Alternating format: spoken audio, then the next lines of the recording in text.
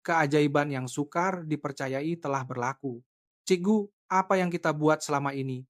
Saya tak pernah tahu ada dunia yang seindah ini. Air mata membasahi wajah Erik, seorang pemuda Norway berusia 19 tahun, yang pernah terlibat dalam dadah keganasan dan telah dibuang oleh keluarganya. Beliau berkata kepada saya telah menjadi pembimbing belia Nordik selama 15 tahun, tetapi saya tidak pernah menyaksikan transformasi yang begitu dramatik dengan mata sendiri. 19 remaja bermasalah yang dianggap paling tidak boleh diselamatkan di Norway telah berubah sepenuhnya selepas hanya 72 jam di Malaysia. Apa yang mereka alami di Malaysia? Mengapa golongan muda ini yang tenggelam dalam dadah keganasan, kecurian dan keganasan, rumah tangga menangis tersak-esak selepas bertemu sekumpulan pakcik dan makcik, dan kini mereka semua telah bertaubat sepenuhnya kembali ke masyarakat sebagai belia. Contoh, ini adalah fakta yang luar biasa. Sekarang saya akan menceritakan kisah 72 jam yang menyentuh hati itu. Sebelum bermula, sila tekan like dan subscribe ini menjadi kekuatan besar untuk menyampaikan keindahan Malaysia kepada dunia. Assalamualaikum, saya Oswaldson dan saya telah berkhidmat sebagai juru latih di Pusat Pemulihan dan Bimbingan Belia di Norway selama 15 tahun. Pada musim luruh tahun lalu, sesuatu yang mengubah hidup saya berlaku. Ia berlaku semasa seminar luar negara yang saya hadiri sebagai sebahagian daripada program pemulihan yang lebih mendalam. Peserta-peserta adalah 19 belia paling bermasalah di Norway, berumur antara 16 hingga 19 tahun. Mereka semua adalah golongan muda yang dihantar ke program pemulihan ini sebagai peluang terakhir. Pertama, izinkan saya bercerita betapa seriusnya masalah mereka. Erik, 19 tahun, telah terlibat dengan dadah sejak usia 12 tahun. Beliau mempunyai 3 rekod tangkapan karena bertindak ganas terhadap ibu bapaknya. Ibunya meninggalkan rumah karena takut, dan bapaknya secara terbuka mengatakan beliau tidak lagi menganggap Erik sebagai anaknya. Matias, 18 tahun, mempunyai 5 rekod jenayah lampau. Beliau menghabiskan semua uang curian untuk berjudi menanggung hutang yang melebihi 500.000 ringgit. Beliau malah mencuri harta datuk neneknya, menyebabkan keluarganya memutuskan hubungan sepenuhnya. Lin, 17 tahun, terlibat dalam insiden keganasan wanita yang jarang berlaku di Norway, memukul rakan sekolah sehingga dimasukkan ke hospital, menyebabkan beliau dibuang daripada semua sekolah. Persamaan mereka adalah ketidakpercayaan kepada orang dewasa, kebencian terhadap masyarakat, dan dendam terhadap keluarga. Di lubuk hati setiap belia terdapat trauma yang mendalam yang diekspresikan dalam bentuk keganasan dan jenayah. Pada asalnya kami merancang untuk melakukan kerja sukarela di kawasan terpencil di Thailand, dengan harapan kehidupan bersama penduduk, tempatan dalam persekitaran, tanpa elektrik dan air akan mengajar mereka nilai sebenar. Kami berlepas dari lapangan terbang Oslo dan dijadwalkan melalui Bangkok sebelum ke utara Thailand. Walau bagaimanapun, apa yang dipanggil takdir kadang-kadang membawa kita ke arah yang tidak dijangka. Semasa kami terbang di atas Siberia, juru terbang membuat pengumuman kecemasan, perhatian kepada semua penumpang. Terdapat ribut monsun besar melanda Asia Tenggara. Beberapa lapangan terbang termasuk Bangkok telah ditutup. Untuk keselamatan kami akan membuat pendaratan cemas di lapangan terbang antara bangsa terdekat lapangan terbang antara bangsa Kuala Lumpur di Malaysia. Para belia mula bising. Ramai di antara mereka hanya tahu Malaysia melalui nasi lemak dan KLCC. Cikgu Malaysia ni selamat. Ke orang Malaysia akan terima kita ke. Dorang boleh berbahasa Inggris ke. Sejujurnya, saya sendiri berasa cemas. Menguruskan 19 remaja bermasalah di lokasi yang tidak dirancang selama 3 hari sememangnya akan menjadi cabaran yang luar biasa. Walau bagaimanapun, apa yang berlaku sebaik sahaja kami mendarat di KLIA benar-benar di luar jangkaan kami. Walaupun sudah jam 1 pagi, kaki tangan lapangan terbang menguruskan segalanya dengan sempurna. Mereka malah menyediakan penterjemah berbahasa Norway untuk kami memandangkan keadaan khas kumpulan asing yang mendarat cemas ini. Semasa proses imigresen, kaki tangan mengambil kira usia belia, menerangkan kepada setiap seorang dengan sabar. Beberapa belia terlalu gugup hingga tangan mereka menggigil, tetapi kaki tangan tersenyum lembut dan berkata, "Tak mengapa, ambil masa Anda." Mereka juga menguruskan pengangkutan ke tempat penginapan kami. Walaupun tengah malam, kami mendapat bantuan yang cekap. Di dalam bus menuju ke hotel para belia, melihat pemandangan malam Malaysia buat kali pertama. Hebatlah tempat nih. Malam pun terang benderang. Cantik gila. Mereka yang biasanya tidak peduli tentang apa-apa, jarang sekali menunjukkan kekaguman. Yang paling mengejutkan, walaupun jam 1 pagi, masih ada wanita berjalan sendirian di jalanan. Wei tengok, ada perempuan jalan sorang-sorang. Betul ke di Norway. Bahaya gila perempuan jalan sorang tengah malam, kata Erik sambil melekatkan mukanya pada tingkap. Tempat ini selamat ke. Kami tiba di hotel pada jam 2.30 pagi. Walaupun begitu, kaki tangan counter menyambut kami dengan senyuman lebar. Memahami kami adalah kumpulan belia mereka, menyediakan tingkat yang sunyi mengambil kira masalah bunyi bising. Mereka memaklumkan kami secara terperinci tentang waktu sarapan dan kemudahan berdekatan. Yang paling mengesankan ialah sambutan yang datang dari hati. Di dalam lift menuju ke bilik Matias bergumam, saya rasa orang-orang kat sini macam tak benci kita. Pandangan yang mereka dapat daripada orang dewasa di Norway selalunya dipenuhi ketakutan, kebencian, dan penghinaan. Tetapi di Malaysia, ia sama sekali berbeza. Malam itu saya tidak dapat tidur karena perasaan gementar. Saya tidak dapat bayangkan apa yang akan mereka alami sepanjang 3 hari di Malaysia. Keesokan paginya jam 6 pagi, para belia yang terjaga akibat perbezaan waktu mula mengadu lapar. Jigu laparlah. Ada apa-apa nak makan? Di Norway, sangat sukar untuk mencari restoran yang dibuka seawal pagi. Semasa saya bertanya kepada kaunter, kaki tangan tersenyum dan menjawab ada kopi tiam 24 jam di bangunan sebelah dik. Kedai itu memang populer dengan budak-budak muda. Saya terkejut ada kedai makan yang beroperasi 24 jam. Saya membawa 8 orang belia ke kedai kopi tiam itu. Jalan Kuala Lumpur pada jam 6.30 pagi sudah penuh dengan aktiviti. Pekerja yang bergegas ke pejabat penduduk yang berjoging, dan orang ramai keluar dari kedai serbaneka. Pagi di Oslo sunyi sepi, tetapi hari di Kuala Lumpur nampaknya telah bermula lama. Menolak pintu kedai, udara hangat bercampur dengan aroma makanan menusuk hidung. Beberapa pelanggan sudah bersarapan. Seorang lelaki pertengahan umur membaca surat kabar sendirian. Seorang wanita bekerja dengan komputer riba, dan sekumpulan pekerja kelihatan letih selepas habis shift malam.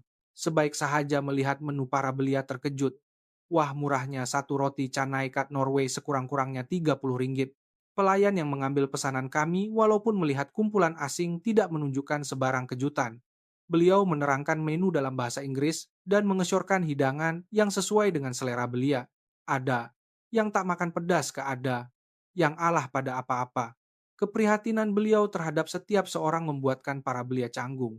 Ini sangat berbeza dengan layanan yang biasa mereka terima daripada orang dewasa. Makanan dihidangkan dengan pantas. Dalam masa kurang dari 5 menit, selepas membuat pesanan, semua hidangan sudah di atas meja. Nasi, lemak roti canai mie kari. Para belia yang separuh ingin tahu, separuh bimbang tentang makanan Malaysia yang belum pernah mereka lihat mencoba gigitan pertama. Ekspresi mereka berubah serta-merta.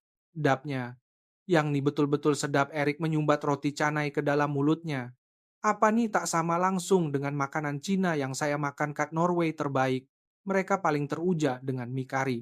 Matias pada mulanya kekok menggunakan penyepit, tetapi dengan cepat mendapat rentak dan mula menghirup sup panas dengan bunyi slurp. Pelayan tersenyum dan memuji. Wah, pandai makan. Apabila membayar satu lagi kejutan. Jumlah bil untuk 8 orang yang makan kenyang adalah kurang daripada Rm150. Di Norway, ia mungkin menelan belanja sekurang-kurangnya Rm300. Juru jual mengira Baki dengan cermat dan tersenyum kepada kami. Sudi-sudikan datang lagi ya, makanan Malaysia kena dengan selera ke. Keluar dari kedai, para belia bertukar pandangan. Makanan sedap, murah, layanan baik. Balik Norway, aku rasa rindu mie kari itu. Di tengah-tengah perbualan itu, Lin bergumam perlahan. Saya rasa abang pelayan tadi baik betul. Ini adalah kali pertama beliau menyatakan perasaan positif terhadap orang dewasa beliau yang biasanya agresif. Di jalan raya, waktu puncak sudah bermula. Yang menakjubkan, walaupun dalam kesesakan, ketenteraman tetap terjaga. Di lintasan pejalan kaki, semua orang mematuhi isyarat lampu. Pejalan kaki dan motosikal bergerak harmoni. Pemandangan pergi kerja di Oslo jauh lebih huru-hara dengan kereta membunyikan hon dan orang ramai berlanggar-langgar. Dalam perjalanan pulang ke hotel, para belia ingin membeli snack. Kami singgah di kedai serbaneka berdekatan. Masuk saja ke kedai serbaneka, satu lagi kejutan menanti. Walaupun pagi, kedai itu bersih seperti gedung membeli belah dan barangan tersusun rapi. Yang paling menakjubkan ialah pelbagai perkhidmatan. Yang ditawarkan bukan sahaja menjual makanan, tetapi juga menghantar bungkusan, membayar bil utility, Malah terdapat ATM bank. Wei tengok. Boleh buat urusan bank kat convenience store. Tak masuk akal kat Norway, kata seorang belia. Mereka memilih snack kegemaran masing-masing, terutamanya tertarik dengan minuman yang dipanggil teh tarik. Semasa membayar satu lagi perkara yang mengagumkan berlaku. Proses pembayaran sangat cepat dan juru jual sangat mesra.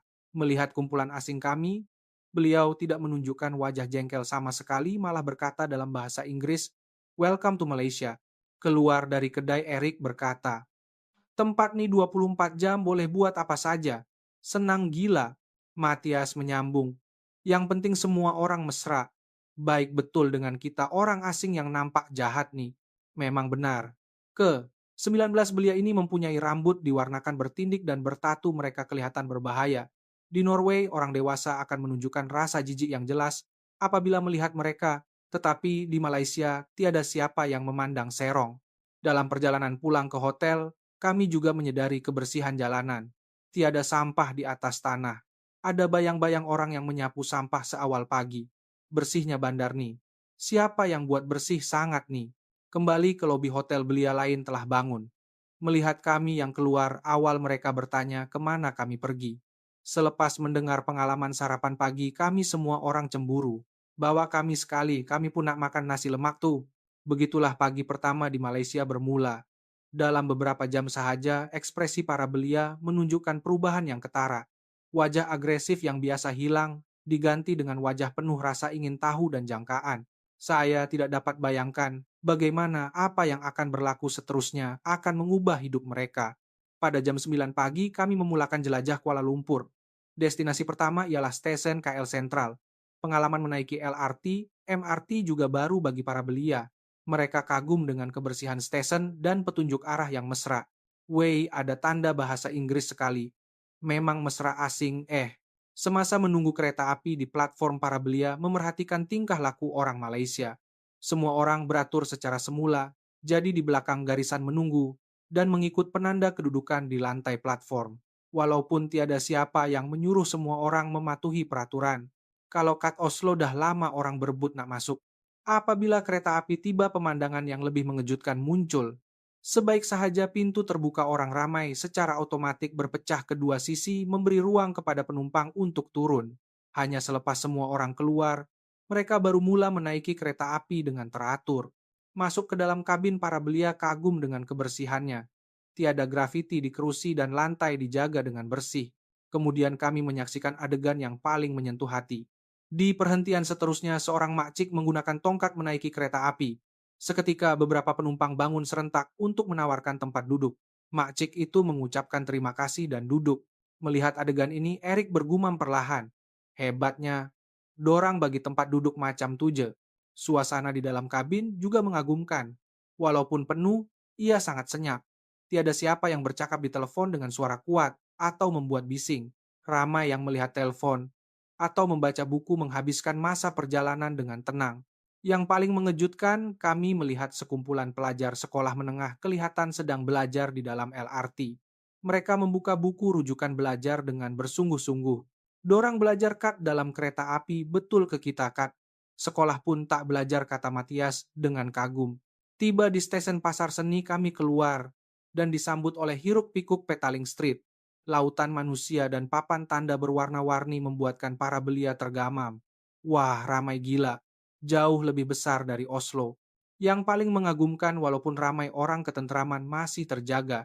Di persimpangan jalan, ratusan orang bersilang tanpa berlanggar. Semua orang bergerak dengan cekap. Tiba waktu makan tengah hari, kami masuk ke kedai nasi campur. Menu dengan gambar dan penerangan bahasa Inggris memudahkan kami memesan. Para belia ingin tahu tentang hidangan Malaysia yang pertama kali mereka lihat, nasi bujang, nasi kerabu, nasi ayam. Apabila makanan dihidangkan, mereka kagum dengan keenakannya. Semua nih cuman RM15. Tak masuk akal. Kat Norway RM70.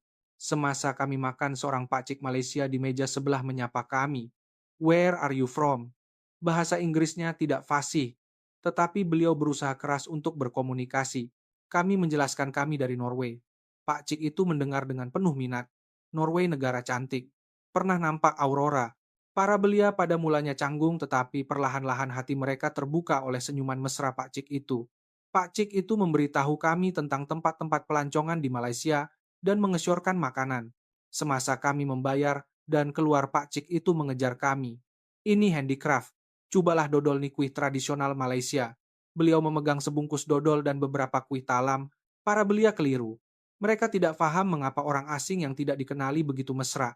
Terutama Erik yang hampir tidak pernah mengalami layanan baik daripada orang dewasa. Terima kasih Pak Cik, kata saya, bagi pihak mereka.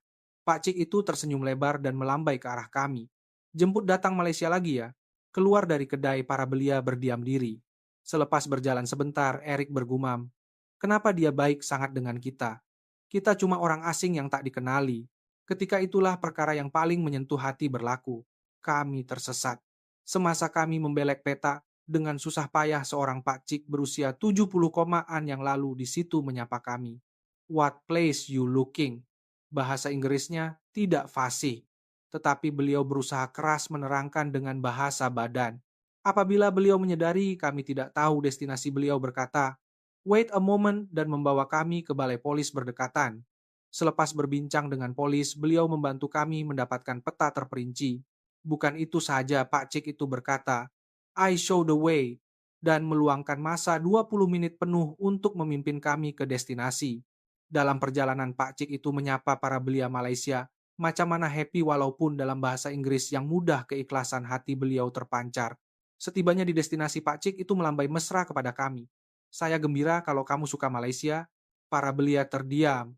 Terutama Erik, matanya bergenang air mata. Selepas Pak Cik itu pergi, Erik berkata kepada saya, "Cikgu, kenapa Pak Cik tadi sanggup luangkan 20 menit masa dia untuk kita? Kita nih nampak jahat, dia tak dapat apa-apa pun." Suara Erik bergetar pada masa itu. Ayah saya pun tak tolong saya, masa saya susah, tapi Pak Cik kat negara asing nih baik sangat dengan saya. Erik mula menangis. Seorang pemuda 19 tahun menitiskan air mata di hadapan umum. Saya selalu pikir orang dewasa tak boleh dipercayai, tapi Pak Cik tu lain. Belia lain di situ juga mendengar Erik dengan senyap. Matias berkata, "Saya pun. Saya selalu pikir orang dewasa nih penipu, cuma pikir diri sendiri. Tapi orang Malaysia yang saya jumpa hari ini tak macam tu." Lin juga berkata, "Perlahan Pak Cik tu tak takut dengan kita. Selalunya orang dewasa nampak saya dorang akan mengelak macam nak lari. Malam itu saya berbincang dengan para belia di hotel. Terdapat perubahan ketara dalam hati mereka. Cikgu, kenapa orang Malaysia nih baik sangat? Saya tak faham kenapa dorang lembut sangat dengan kita yang bermasalah nih." Saya menjawab, "Saya rasa orang Malaysia mungkin tak menilai orang berdasarkan penampilan luar.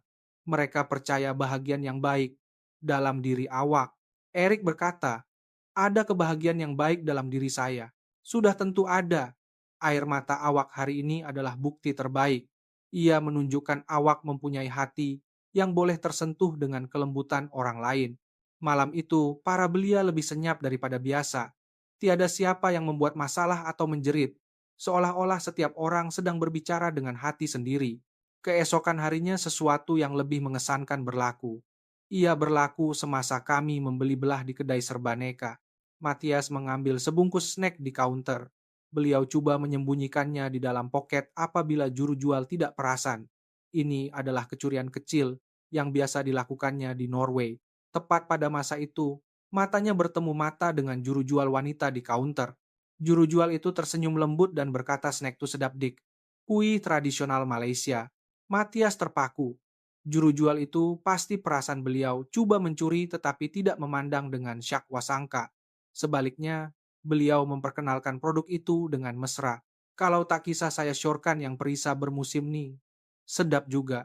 Juru jual itu tidak menunjukkan sebarang tanda berhati-hati melayan Matias dengan ekspresi kepercayaan sepenuhnya. Matias mengeluarkan snack dari poketnya dan meletakkannya di kaunter. "Saya nak yang ni." Selepas membayar dan keluar dari kedai, Matias berkata kepada saya, "Cikgu, tadi saya nak mencuri, tapi bila tengok mata juru jual tu saya tak jadi. Kenapa dia percayakan saya? Macam mana saya nak curi daripada orang yang percayakan orang macam saya?" Air mata Matias juga mengalir. Apa yang saya buat selama ini? Sedangkan ada orang yang sanggup percayakan saya. Petang itu perkara yang paling menyentuh hati berlaku. Semasa kami berehat di Taman Lin tiba-tiba berdiri. Seorang kanak-kanak yang bermain berdekatan terjatuh. Lin berlari tanpa teragak-agak ke arah kanak-kanak itu. Beliau berkata dengan lembut, "Tak apa, tak apa." Sakit ke beliau memeriksa lutut kanak-kanak itu mengelap air mata dengan sapu tangan. Lin yang sebelum ini penuh keganasan dan suka membuli yang lemah, kini membantu kanak-kanak yang tidak dikenali. Ibu kanak-kanak itu datang dan mengucapkan terima kasih. "Terima kasih, Dick. Nasib baik ada awak." Lin menjawab dengan malu. "Sama-sama. Memang patut saya tolong." Melihat adegan ini, belia lain juga terkejut. Tiada siapa sangka Lin akan membantu orang lain. Malam itu Lin berkata, "Kepada saya Cigu hari ini, masa saya tolong budak tu saya rasa gembira sangat buat kali pertama. Saya selama ini cuma tahu menyakiti orang. Rupanya menolong orang ni rasa seronok sangat. Ya, dalam hati awak memang ada hati yang prihatin," kata saya. "Baru saya faham datang Malaysia ni, baru saya tahu betul-betul manusia boleh berbuat baik. Pagi terakhir kami di Malaysia, para belia secara sukarela bangun awal dan mula membersihkan kawasan sekitar hotel. Tiada siapa yang menyuruh mereka. Mereka membuat keputusan sendiri. Kita tak boleh balik tinggalkan bandar yang orang Malaysia bersihkan cantik-cantik untuk kita ni kotor." Atas cadangan Erik, semua orang menyertai kerja pembersihan. Seorang makcik berdekatan menyapa kami. Terima kasih. Orang asing pun tolong bersihkan." "Ya, ini untuk berterima kasih atas layanan baik semua orang di Malaysia," jawab Erik.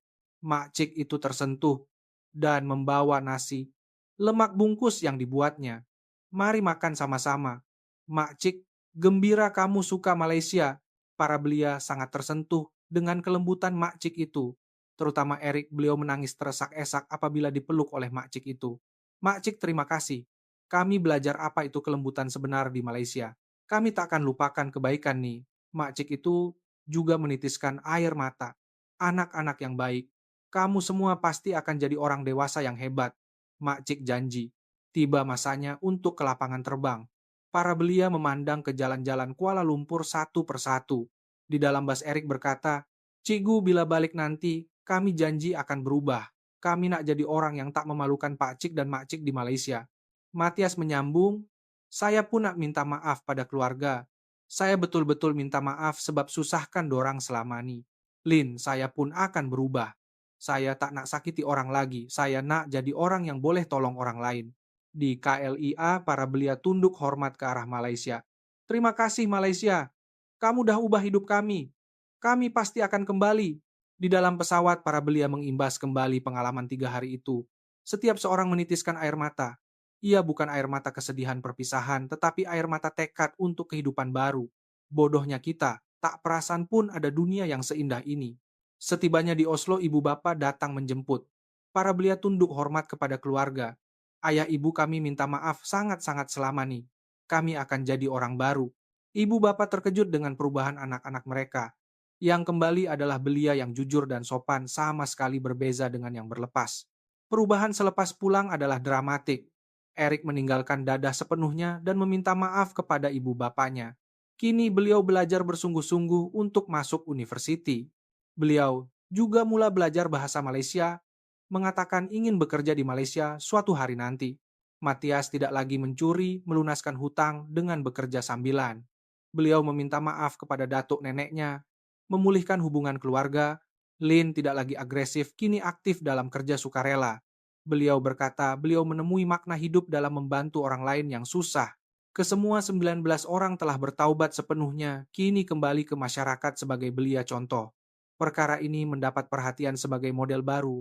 Penyelesaian masalah belia Norway, program pemulihan Malaysia juga menarik delegasi dari negara Nordik lain untuk datang melawat. Para belia kini sentiasa berhubung menyokong satu sama lain dalam kejayaan mereka. Dan semua orang berkata, suatu hari nanti mereka pasti akan melawat Malaysia lagi untuk mengucapkan terima kasih kepada orang yang menjaga mereka. Terutamanya Erik, beliau merancang untuk mencari Pak Cik yang menunjukkan jalan kepadanya dan mengucapkan terima kasih sendiri. Saya juga kerap melawat Malaysia mengkaji program bimbingan belia Malaysia. Saya belajar bahwa kepercayaan dan penghargaan terhadap manusia yang dimiliki oleh orang Malaysia adalah kaedah pemulihan yang paling berkesan. 72 jam itu bukan sahaja mengubah 19 nyawa belia, tetapi juga mengubah hidup saya sendiri. Sehingga kini, semasa menunggu penerbangan di lapangan terbang saya, masih teringat hari itu, wajah para belia yang penuh kebimbangan, dan wajah mereka yang bersinar dengan harapan dan rasa terima kasih. Selepas 3 hari, hadiah terbesar yang Malaysia berikan kepada kami adalah harapan bahwa manusia boleh berubah dan kebenaran bahwa kelembutan sejati boleh mengubah hati. Saya berharap lebih ramai lagi golongan muda dapat merasai keindahan Malaysia. Saya juga berharap rakyat Malaysia tahu bahwa kelembutan Anda telah menyelamatkan nyawa belia dari negara Nordik yang jauh. Terima kasih Malaysia, saya sangat mencintai kamu. Saya merakamkan setinggi-tinggi penghargaan kepada semua yang telah menjaga kami pada masa itu. Itu sahaja untuk kisah hari ini. Apa pendapat Anda tentang 72 jam keajaiban yang dialami oleh 19 remaja bermasalah Norway di Malaysia? Saya akan sangat gembira jika Anda meninggalkan komen yang menggalakkan kepada wira-wira kisah ini. Jika Anda suka kisah ini, sila tekan like dan subscribe kepada saluran ini. Terima kasih karena menonton.